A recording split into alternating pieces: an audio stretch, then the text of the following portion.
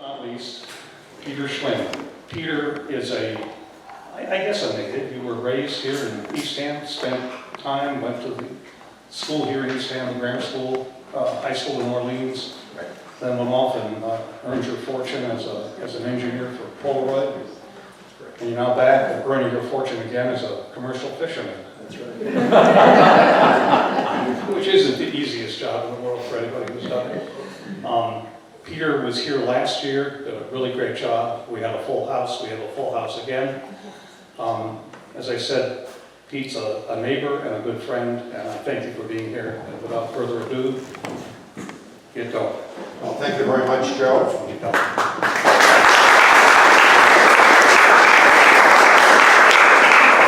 Thank Julie over here and my right-hand person, Kathy, who's doing my slides for me, and all the rest of the people here at the Historical Society. As Joe said, I grew up here in Eastham. I went to the Eastham Grammar School. And just as an aside, I have to correct something I said last year. I said my sister, who's a lot older than I am, actually went to the one-room schoolhouse. And my dad was responsible or headed up the campaign to build a new school because the roof leaked so bad that kids had to have newspapers over their head. My sister corrected me and said that she was the first class that went through the new school. So anyhow, this all came about because a couple of years ago, someone, my cousin, said I had a few slides or pictures of the target ship. And I came here and showed folks what I had, and they said, would you do a presentation? And all of a sudden, I'm now the expert. So anyhow, if you were here last year, the good news is I have a lot of different material. It's not the same presentation that I did last year. Unfortunately, the ship is the same. I couldn't bring in a new ship, but I do have a lot of new information and new slides. Some of the old jokes are still with us, but so anyhow, as Joe said, I grew up here. I graduated from Orleans High School, and then I went up to Northeastern, became an engineer, and worked at Polaroid Corporation for most of my career. So, okay, I have to look at my notes. I have to bend over. Sorry. I returned here for vacations in 1978. In the summers, I built a house next to my dad. I bought a fishing boat in 1988, and I started fishing a lot. And as I said last year, I grew up as a commercial fisherman. You catch fish, you keep them, and you sell them. Luckily, I don't rely on that one for my income. We have a lot of fun. I have a lot of family here tonight. We have a lot of family trips. And this year the fishing has been unbelievable. It's been the best fishing I could ever remember in my life. So anyway, that's the good news. Okay. All right, she's getting ahead of me a little bit. This is the house that I grew up in. Where did you already buzz through some of the slides? Go back a couple of slides, Kathy, please. Okay, these are the acknowledgments. These are the references that I used. These are publications that are available. And I see we had a little problem, technical problem, and I see this is my older presentation, so we'll have to do it by ear. The new slides that I had aren't here this year. That's the old one. Go ahead. What I added this year is there's a publication, a book, a very nice book that's been put out by Francis Higgins. It's the history of Rock Harbor.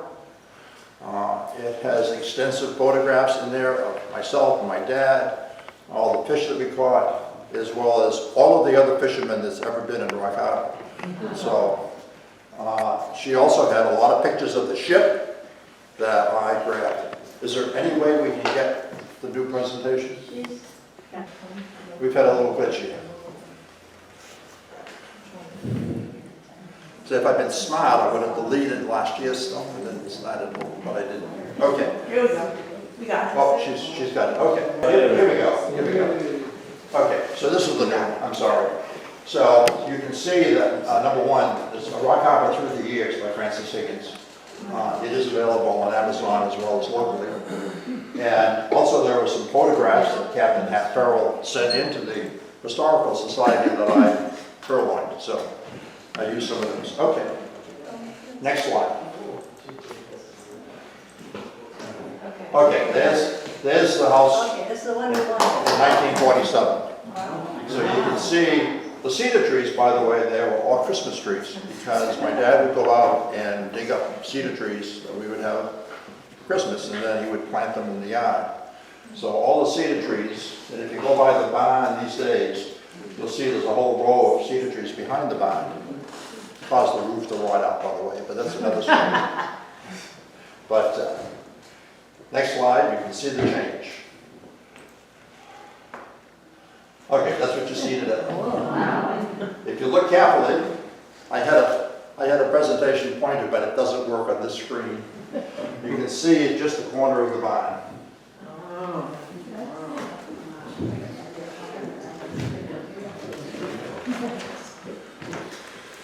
So, okay, so let's go on to the next slide. This is the house I grew up in. It's still there in the same form. I did have to sell it a little while ago, unfortunately. The next slide. This is the barn that if you drive down Samoset Road, you've all seen 100 times. Okay, next slide. Oops, we missed one.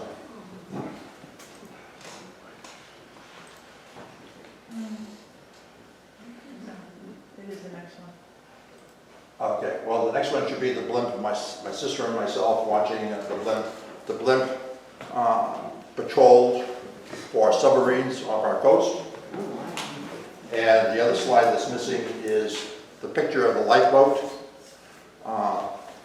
that came ashore on the Nauset Beach on the ocean side. At the beginning of the war, the German U-boats were so effective that they just about, there was nothing to counteract them, so that any freighter was easy target. So there was never a time that there wasn't smoke on the horizon. And any freighter that went by, they sunk. And that lifeboat, you're getting your head dirty. As I said, the lifeboat came ashore. The Coast Guard told everyone, no pictures. They were confiscating film, but somehow my mother managed to take a picture. So I had a picture. Okay, here we are. The slide before showed me in my first boat, in the backyard, of course. Here I am pulling a crab pot, also in the backyard. Next slide. There I am in the white t-shirt on my father's first boat that he ran as a charter, the Nonny. Closest to no name that he could come to. It was his bad luck to name a boat. It had no name when he bought it. So, but he had to have a name for the radio, so he came up with Nonny. So there I am helping. Next slide. Here's the white cap in the original form. There's me in the stern, serving his mate. We did a lot of trips, including Hurricane Carol. Next slide. And after we got through raising the bow and building a new cap. So that's not me anymore. I never got to enjoy the modifications you made. Okay, next slide. Oh, here's the lifeboat. Okay, just like the underwood, okay? Someone told me last year that was here that, as I said, that you were not allowed to go on the beach because it was felt that there were people here that were supplying fresh vegetables and meat to the German submarines. So the Coast Guard, most of the guys were from the middle part of the country.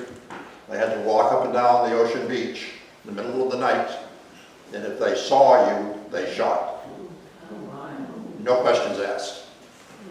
And someone mentioned to me that they actually thought there were saboteurs that landed on the Cape. So up where the Orleans Rotary is now, they blocked the road. And the lady that was here said that she tried to go home and she didn't have her ID, and they stopped her. And she said, well, you see that fellow over there who's in charge? That's my husband. So they let her through. As far as I know, they never found any evidence of a saboteur. but there was a lot of concern.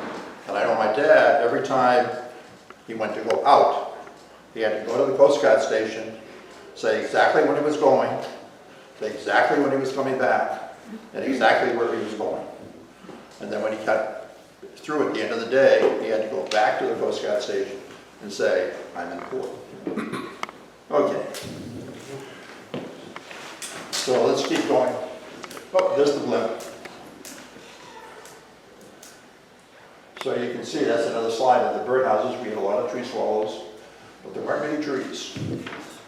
Okay, Kathy, keep going. Okay, this is the SS John W. Brown.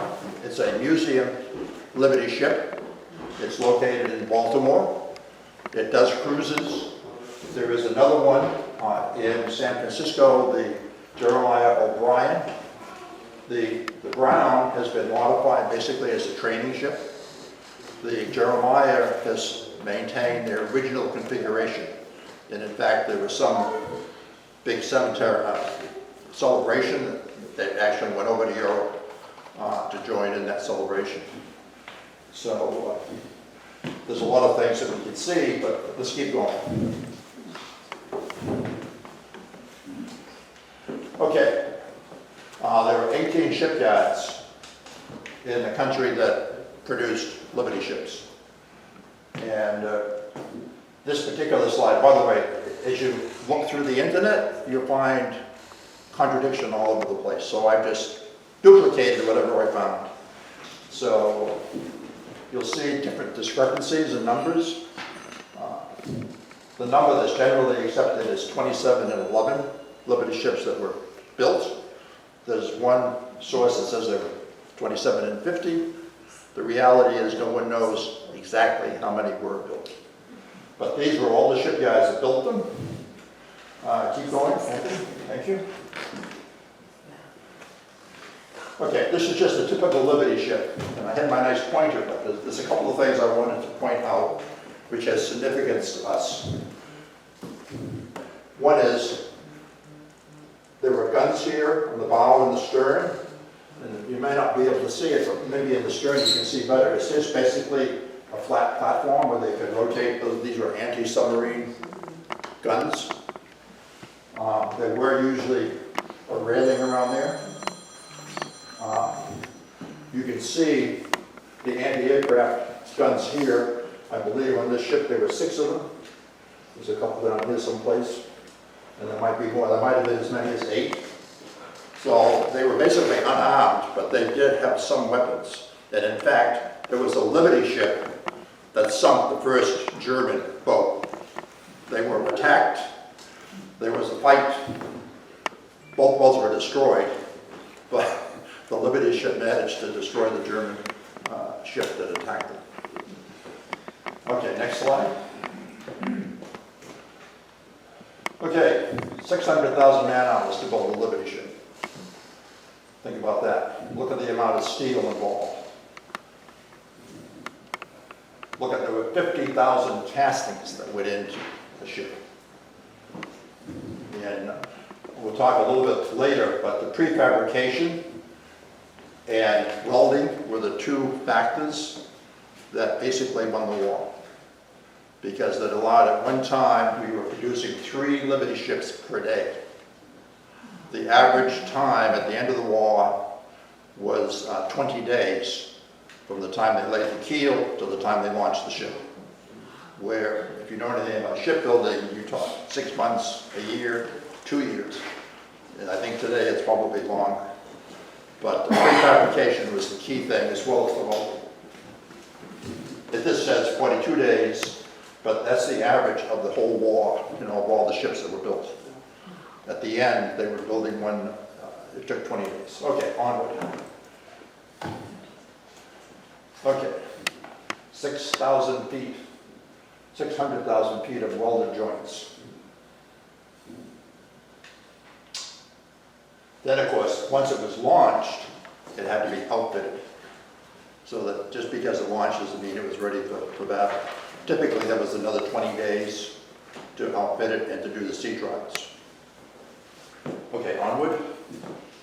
Okay, this is the engine in a Liberty ship. This was a 1870 design. It weighed 140 tons. Growing up here, looking at the ship, I always assumed it was the diesel. And I have a question. If you've been in the Navy, you can't answer this question. Who knows what the SS stands for on the SS James Longstreet? How about the steam engine? The SS indicates that it was a steam engine. I didn't know that either. So anyhow, next picture, please. Okay, I just came across this. This is interesting what you can find. This is a Facebook image. This was, the Liberty ship had 2 decks. They had 5 holds. And this is just a picture, actually this is a post-war picture of, they claim that it was flour that was being loaded in there. But you can get an idea of the scale, the size of this ship. Okay, next slide please. Okay, typically the Liberty ship could hold 10,000 tons. And as it says here, that's equivalent to 300 freight cars of material could be loaded on the Liberty ship. What they don't say here is the fact that these Liberty ships were grossly overloaded. That some of these ships probably had twice their rated load capacity when they set sail. There's no documentation of that, but it was the fact that they were grossly overloaded. Okay, next slide. Okay, this is a diagram. You can see the scale of the engine. These vessels are 420 feet long, or 417.7 to be exact. These are all, of course, booms for loading. There was some personnel stationed back here. Most of the activity was in the center. It's where the mess halls and everyone slept and so forth and so on. Big ships. Oh yeah, by the way, 486,000 gallons of fuel. How'd you like to pay that bill? Yes, it's fuel oil, but still. This said it had a range of 17,000. I've read some things where it said it had a range of 23,000. I would like to suspect there probably was some variation in how large they made the fuel tanks, but at least 17,000 miles. Okay, next slide. Okay, this is Chicago Casting Steel Company on the West Coast. And just to give you an idea of the scale, this thing here was cast in one piece. So this is where the propeller came out, and this was where the shaft came for the rudder post, the support of the rudder here to here. That weighed 50,000 tons, casting steel.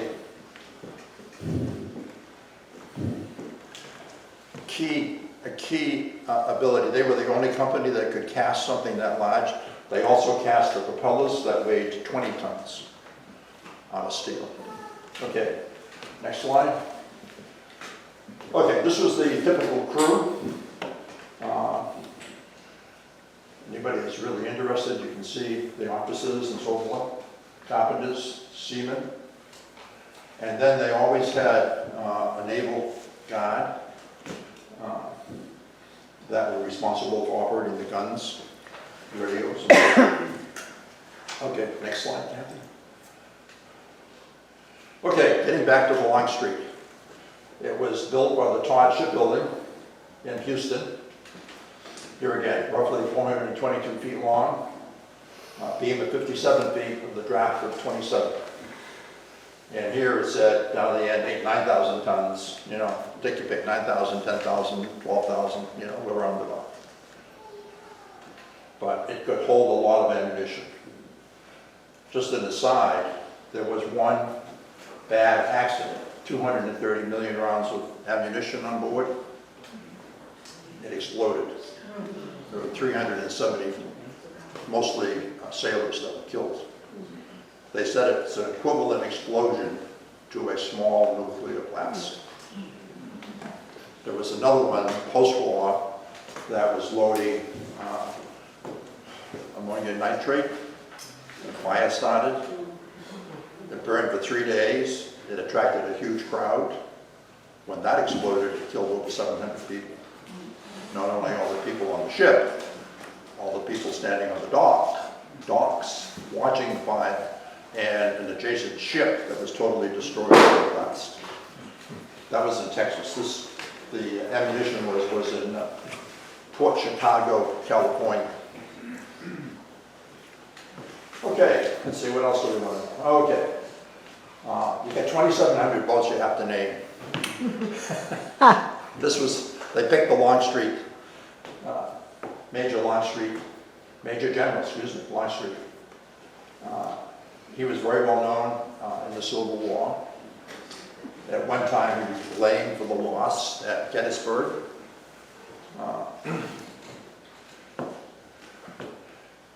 By the way, during the war, if you were willing to raise $2 million, you could get to name the ship that your $2 million built. And there's a list. If you want to go on the internet, you can see all 2,711 names of the ships. Okay, next slide. Okay, Henry J. Kaiser. How did he fit into it? Interesting story. He was partners with Few. I don't remember his full name, but the one that built the Blue Spruce, they built it out of wood, the largest flying boat that was ever made. Howard Hughes. I'm sorry. Howard Hughes. Howard Hughes, yes. I said Hughes. So he was involved in the beginning. Mr. Kaiser, I think he dropped out fairly early in that project. But he is very important. Next slide. Because he was the one that was responsible for the prefabrication in the welding. That he introduced that into the shipbuilding industry. Before that time, as I said, it was bring in a piece, weld it, or rivet it, bring in another piece, rivet it, bring in another piece, and rivet it. So, as we all might have guessed, a lot of men were off in the war. So there were a lot of women and African Americans that were employed in building these ships. Actually, the women did the majority of the work, as a matter of fact. Yeah. So the industry average was 230 days. He actually built a ship. It says there, 4 days and 15 and a half hours. Actually, it was 4 days, 15 hours and 26 minutes. Next slide. Okay, these are the voyages of the Longstreet. The top is kind of a geography lesson. Those are the towns, the cities that they visited, and I hope you know where they are. But some of them were in Australia, some of them were in India. Outbound was military equipment. And by the way, at the beginning of this process, the Liberty ship design was based upon a British ship design. And England actually came to Roosevelt and said, you have to help us. We've lost all our freight due to the Germans' subs. So Roosevelt agreed to help. So in the beginning, I don't know when the transition occurred, but England decided what the cargo was going to be in the ships. They actually, I think we actually gave the first 50 Liberty ships to England for their use. But this is what the Longstreet did. Okay, second and third voyages. I thought it was pretty interesting. They were in a convoy that left from Halifax to go to Liverpool. There were 87 ships with 14 escorts, including 2 aircraft carriers. They made it safely. They were never fired upon, and they never saw any action. However, when they came back from this third voyage, next slide, they ran into a little northeast gale. The ship got washed up on Sandy Hook, New Jersey. They were waiting for a pilot to enter New York Harbor. Next slide. When the tide went out, the crew all just walked off. Unfortunately, the ship was supported in the middle, but not on the ends, so it developed a crack. And I believe the crack, up at the rail of the ship was as much as 8 or 10 inches wide. And that burst all the steam lines, and they did refloat it. Maybe the next slide. Okay, no, that's going forward. You're going backwards again.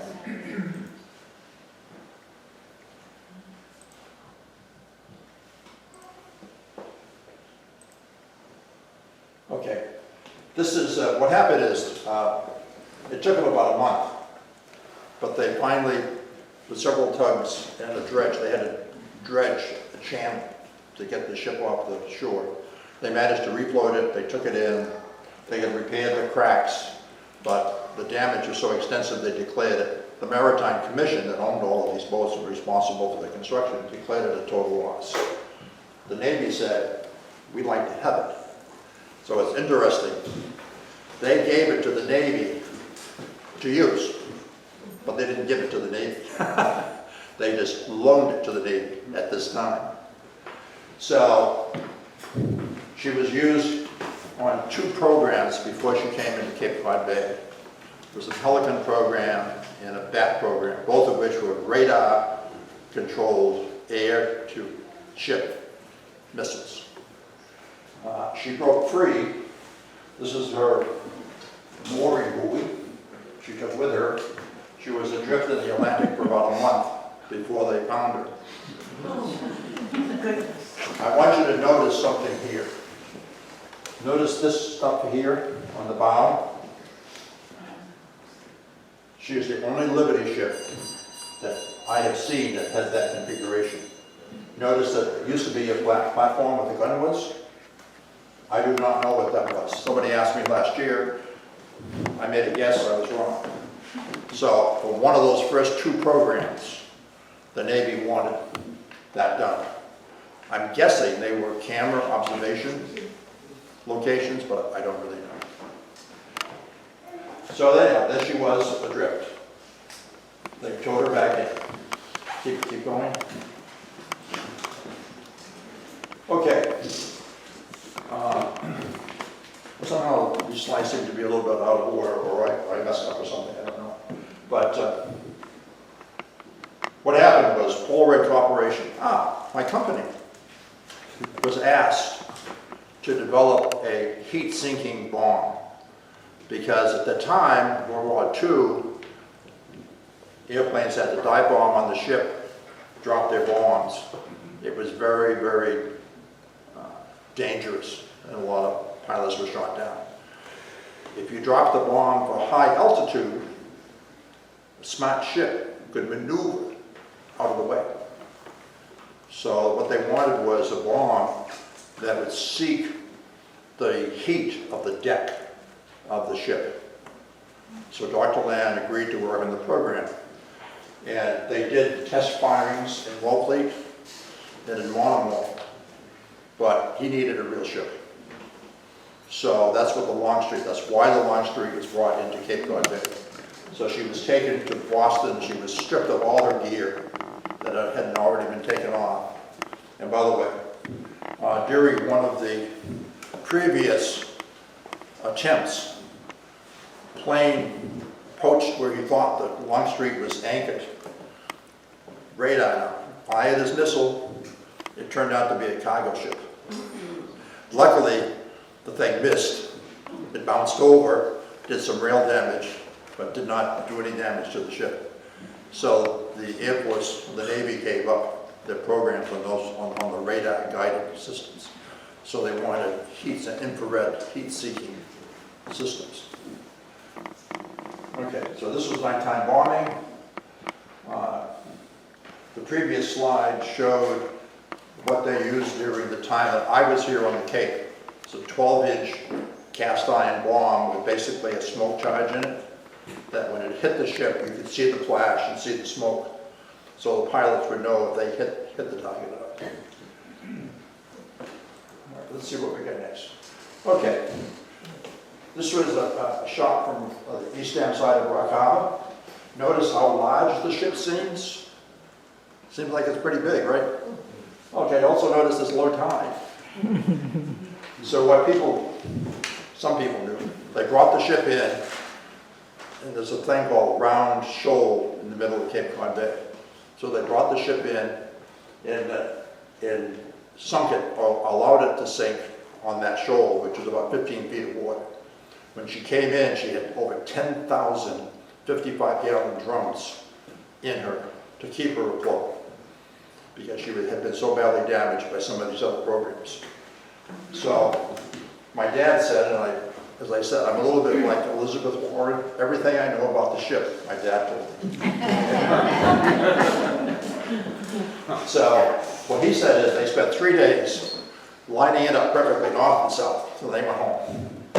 The night the wind came up, the anchors pulled, she sank.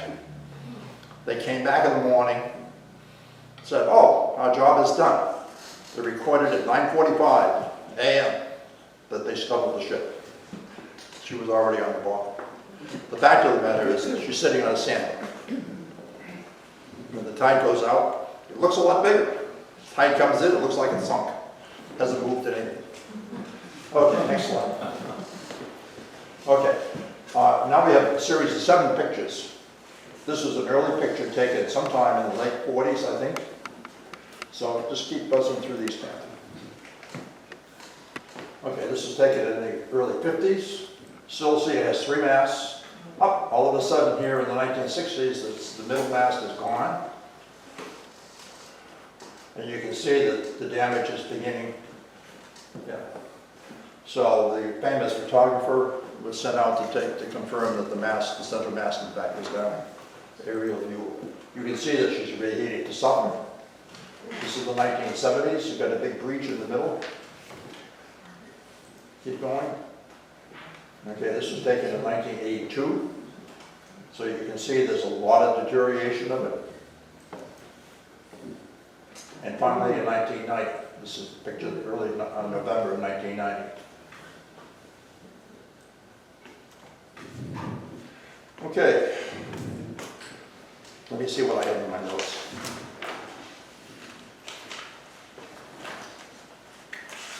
I skipped a lot of pages.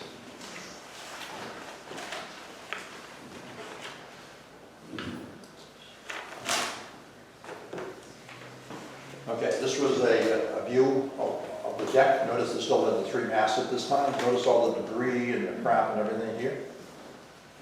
Okay, next slide, Kathy. This is the view from a couple of views from inside. And there I am on my dad's workboat, being a good mate. The next series of slides are basically my photos that I had. I don't know the dates. What I do know is there was a sailboat. This is one of Hap's pictures that he had. Sailboat in the picture of many of my slides. Keep going, Catherine.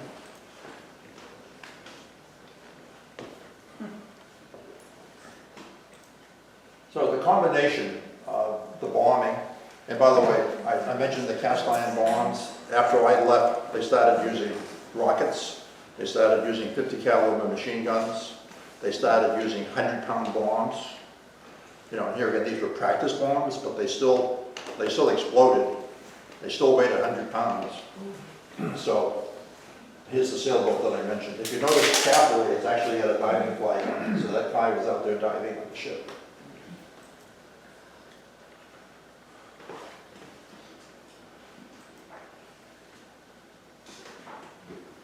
Okay. Go slow down a little bit, Kathy. At this point in time, I got some stories to tell you. Okay. One of them was, growing up, we had no electricity. I already mentioned that. We had an ice box. We had to have ice. There was a man in town by the name of Tom Brown, who was the ice man. So Mr. Brown would come into your house, never knock. You just open the door, he'd come into your kitchen, and he'd put the block of ice in your ice box, and he'd turn around and leave. He never saw anything other than the ice box. You knew he was coming. So he had a son, and his son was hanging out. He was a late teenager, and he had a friend that had a boat. This is during 45 and 46. And somehow, what happened is when they first brought the ship in, when they wanted to use it, when Polaroid wanted to use it, they had these 75 heaters that are used in orchards, so that when Polaroid was ready to do a practice thing, they would light those heaters to simulate the heat of a deck.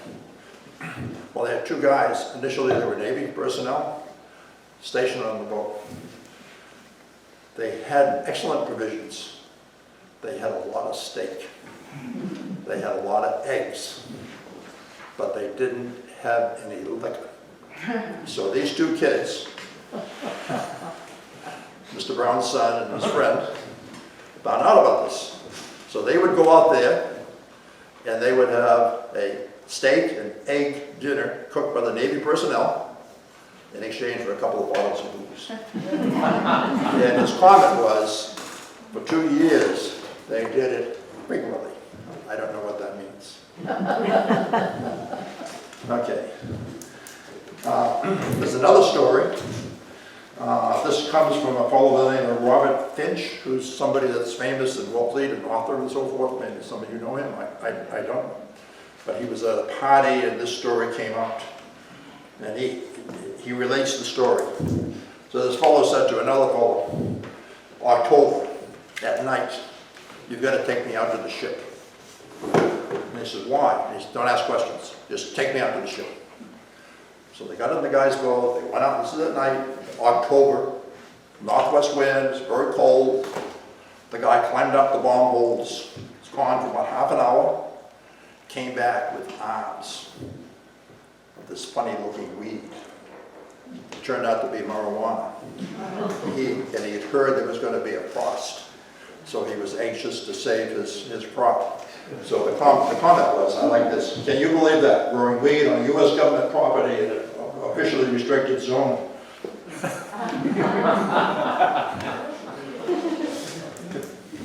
Okay. I've already talked about that.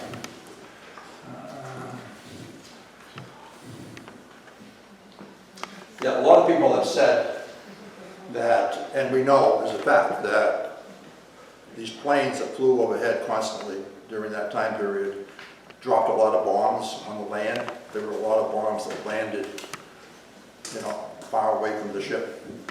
And there's all kinds of theories.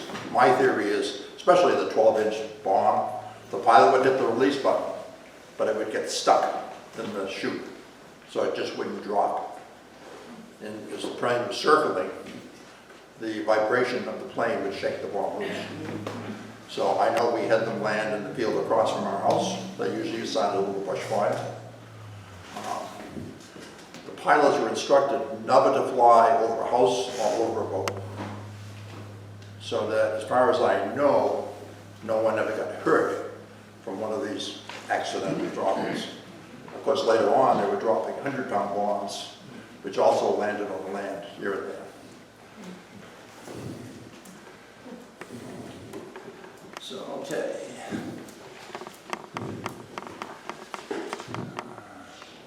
Okay, what happened during the 1970s?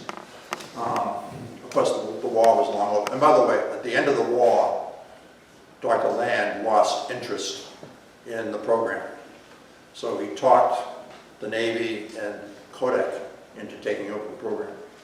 In the Sparrow, and there's another missile, there's 2 different missile systems that came out of the research that Dr. Land did. It's very interesting because they would give it a space in the bomb, in these 1,000-pound bombs. They needed vacuum tubes because before the transistor was invented. So they actually had custom-made vacuum tubes that were very, very small so they could fit the electronics necessary in the space that they had. But as soon as the war was over, Land said, lost interest. I won the war.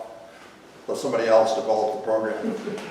His daughter had said the famous line, why can't I see the picture right away? So that led the motivation to him to develop instant photography, and the rest is history. So, okay.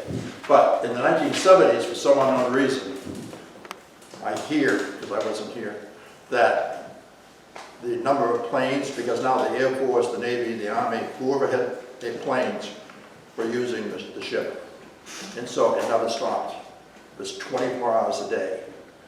And so the politicians got involved, and I hear two different stories. One is, one of the politicians takes credit for stopping the bombing.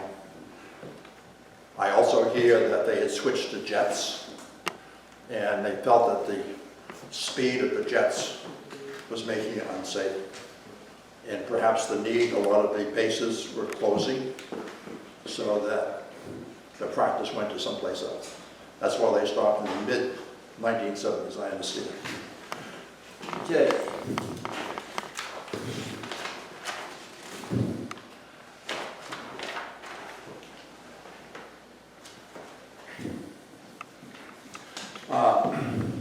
I'll skip some of these stories. One of the interesting stories was in 1970, May of 1970, there were 5 youths from Eastham that had a brilliant idea. They went and they bought a gallon of white paint. They bought a copy of the Playboy magazine. They got in the girl on the boat, the dad on the boat. They went out to the ship at night, and they painted on the side of the boat a picture of the Playboy bunny.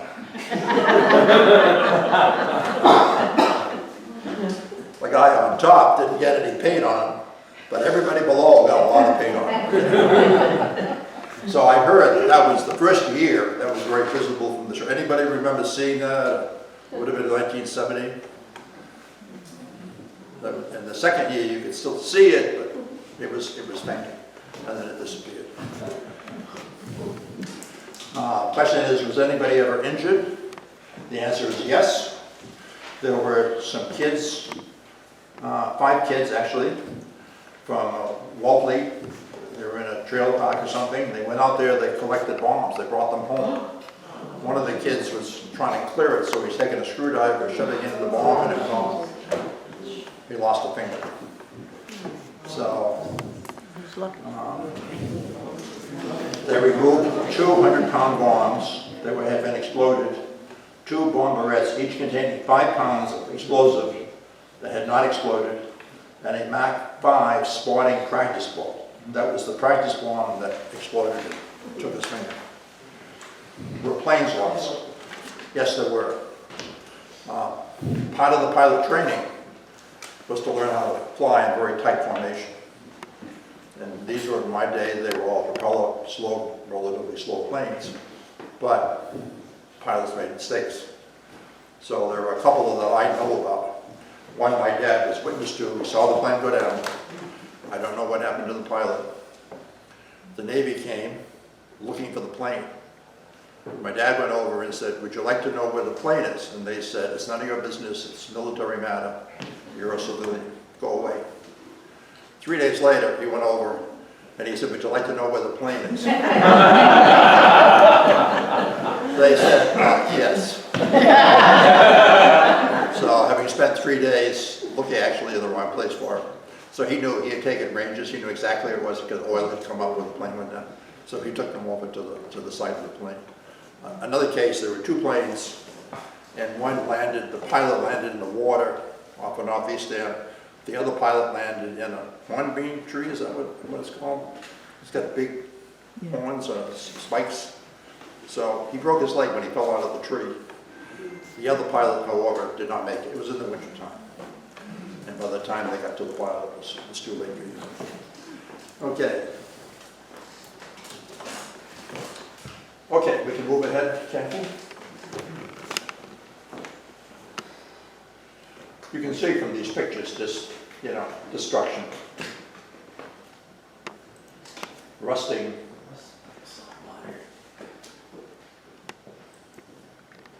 Yep, good, keep going. This is the underwater shot. This is, I don't know why people dive on this. They do, it's a very popular diving site. But this is what you see if you dive. A lot of rusted broken metal.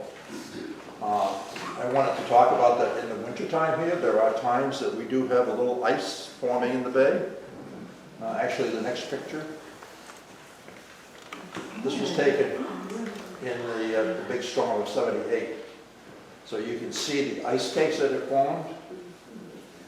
It's my theory that, I think it was in 1996, there was a big storm in April, that the combination, of course the ship was rusted, weakened, and partially broken, but the ice, heavy, very heavy, moving by the tide, just sheared what was left right off at the waterline.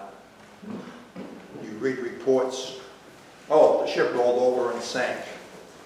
No, it couldn't roll over, it was buried in the sand, okay? It had already sunk, you know. It just disintegrated. And you can't see it at high tide. You can still see it at low tide, really low tide. Maybe another slide here. This was taken in 2015. So this is a dead low tide. So you can see why, when I'm operating my boat, I stay away from it. And that's looking at First Encounter Beach, right? That's First Encounter Beach, yeah. Yeah, right here, First Encounter Beach. Herring Brook is over here. Next slide. This is the drone that was taken 2 years ago. So you still see there's still something here. This is above the water here. This is still above water at the time. So on a localist tide, there's still stuff that's sticking up. You can't see it from the beach, but it's there. Okay, next slide, Kathy. Okay.